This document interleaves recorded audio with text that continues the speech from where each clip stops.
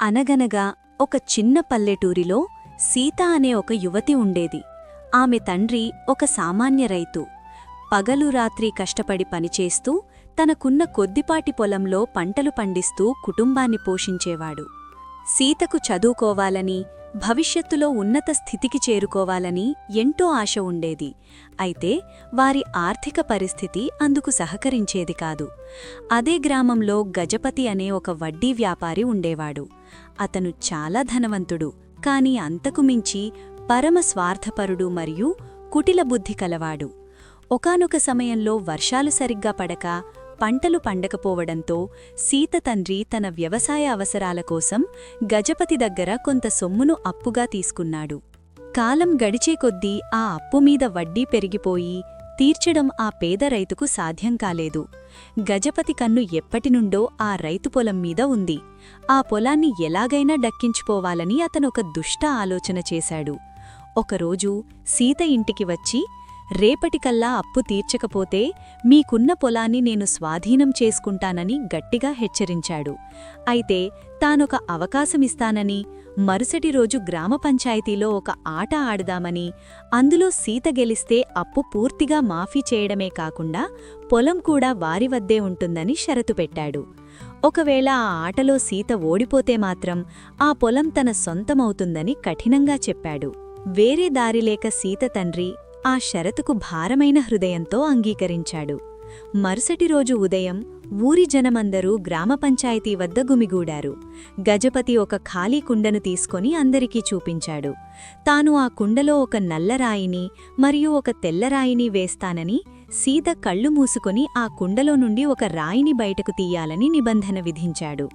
ఒకవేళ ఆమె తీసిన రాయి తెల్లటిదైతే అప్పు రద్దవుతుందని, ఒకవేళ అది నల్లటి రాయి అయితే పొలం తన సొంతమవుతుందని అందరి ముందు ప్రకటించాడు. గజపతి రాళ్లను ఏరుకుంటున్న సమయంలో సీత అతడిని చాలా నిశితంగా గమనించింది. గజపతి తన చేతివాటంతో నేలమీద ఉన్న 2 నల్లరాళ్లనే తీసుకొని కుండలో వేశాడని ఆమె చూసింది. అంటే సీత ఏ రాయి తీసినా అది నల్లరాయే అవుతుందని, తద్వారా ఆమె ఓడిపోవడం ఖాయమని గజపతి పన్నాగం పన్నాడు. సీతకు ఒక్క క్షణం గుండె ఆగినంత పనయింది.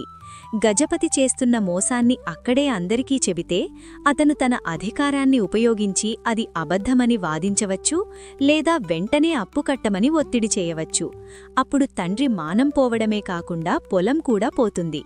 అందుకే సీత కంగారు పడకుండా తన సమయస్ఫూర్తిని ఉపయోగించి ఒక అద్భుతమైన ఉపాయం ఆలోచించింది. ఆమె మెల్లగా కుండ వద్దకు వెళ్లి కళ్ళు మూసుకొని లోపల ఉన్న 2 రాళ్లలో ఒకదానిని బయటకు తీసింది. కాని ఆ రాయిని ఎవరికీ చూపించకుండా కావాలని తన చేతిలో నుండి జారిపోయేలా నేలమీదకు వదిలేసింది. ఆ రాయి నేలమీద ఉన్న వేలాది రాళ్లలో కలిసిపోయింది. వెంటనే సీత ఎంతో కంగారు పడుతున్నట్లు నటిస్తూ, అయ్యో, నా దురదృష్టం కొద్దీ రాయి చేతిలో నుండి జారిపోయింది. ఇప్పుడు నేను తీసింది ఏ రాయి అని ఎలా తెలుస్తుంది అని గ్రామ పెద్దలను అడిగింది. గజపతి తన ప్లాన్ వర్కౌట్ అవుతుందని లోపల సంతోషిస్తూ, దానికేం పర్వాలేదు, కుండలో ఇంకో రాయి ఉంది కదా, మళ్లీ తీయవచ్చు అని అన్నాడు. అప్పుడు సీత ఎంతో తెలివిగా, అవసరం లేదు ప్రభూ, కుండలో ఇంకా ఒక రాయి మిగిలే ఉంది కదా, ఒకవేళ కుండలో మిగిలి ఉన్నది నల్లరాయి అయితే నేను కింద పడేసిన రాయి ఖచ్చితంగా తెల్లటిదే అయ్యి ఉండాలి. ఎందుకంటే మీరు కుండలో ఒక నల్లది, ఒక తెల్లది వేశారు కదా, కాబట్టి ఇప్పుడు కుండలో ఏ రాయి ఉందో చూద్దాం అని చెప్పింది.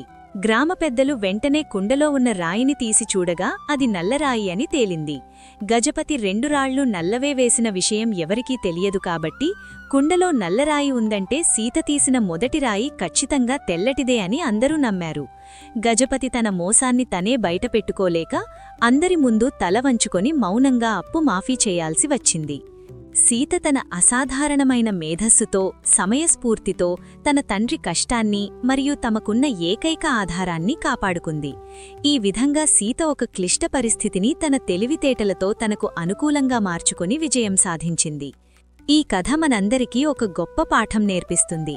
జీవితంలో ఎదురయ్యే అతిపెద్ద సమస్యలకు కూడా భయం పరిష్కారం కాదు. క్లిష్ట పరిస్థితుల్లో కూడా ఆత్మవిశ్వాసాన్ని కోల్పోకుండా ప్రశాంతంగా ఆలోచిస్తే శత్రువు పన్నిన పన్నాగం నుండే మనకు విజయతీరం చేరుకునే మార్గం దొరుకుతుంది. శారీరక బలం కంటే సమయస్ఫూర్తి అనేది అన్నిటికంటే పెద్ద ఆయుధమని, అది ఎంతటి కష్టాన్నైనా సులువుగా దాటించి మనల్ని విజేతలుగా నిలబెడుతుందని ఈ కథ నిరూపిస్తుంది. కాబట్టి ఆపదలో కంగారు పడకుండా ఆలోచించడమే మనకు శ్రీరామరక్ష. మరి ఒకవేళ మీరు సీత స్థానంలో ఉండి గజపతి అన్యాయంగా 2 నల్లరాళ్లు కుండలో వేసడం గమనించి ఉంటే మీరు అప్పుడు ఏ నిర్ణయం తీసుకునేవారు? అలాగే మీ చుట్టుపక్కల ఎవరైనా ఇలాంటి మోసాలకు పాల్పడుతుంటే వారిని అడ్డుకోవడానికి మీరు ఎలాంటి తెలివైన మార్గాలను అనుసరిస్తారు? మీ అభిప్రాయాన్ని తప్పకుండా కింద కమెంట్ బాక్స్లో తెలియచేయండి. మీకు ఈ కథ నచ్చితే లైక్, షేర్, కమెంట్ చేయడం మర్చిపోకండి. మరియు చిట్టి కథల లోకం ఛానల్ను సబ్స్క్రైబ్ చేయండి.